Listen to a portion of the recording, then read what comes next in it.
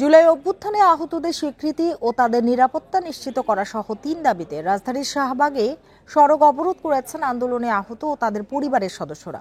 দুপুর ২:৩০টার দিকে তারা শাহবাগ মোড়ে অবস্থান নেন। এতে সড়কের একদিকের রাস্তায় যান চলাচল বন্ধ হয়ে যায়, দেখা দেয় দীর্ঘ যানজট।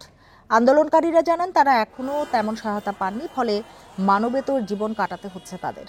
আহতদের ক্ষতি নির্ণয়ে ৪টি নয় ২টি ক্যাটাগরি করার দাবিও জানিয়েছেন আহতরা। এ কাজে সিভিল সার্জনের পরিবর্তে সরাসরি চিকিৎসকদের অন্তর্ভুক্ত করার দাবি তাদের। আহতরা বলেন, বৈষম্য বিরোধী আন্দোলন করলেও ক্ষতিপূরণ পাওয়ার ক্ষেত্রে তারা নিজেরাই বৈষম্যের শিকার হচ্ছেন। দাবি আদায় না হওয়া পর্যন্ত আন্দোলন চালিয়ে যাওয়ার কথা জানান আহতরা। আমরা কারোর সাথে দ্বন্দ্ব করবে চাইছিনি, কোনো গন্ডগোল করে রাখিনি, আমরা ন্যায্য দাবি নিয়ে আছি। আহতদের ভিতরে যদি আপনার বৈষম্য করা হয় বা শহীদদের মধ্যে যদি বৈষম্য করা হয়, তাইলে এটা কেমনে হইলো? এই ক্যাটাগরি চিকিৎসার ক্ষেত্রে থাকা উচিত, কিন্তু টাকার ক্ষেত্রে না। তাদেরকে টাকা সমানভাবে দেখ, কেউ যেন নিজেকে না ছোট মনে করতে পারে।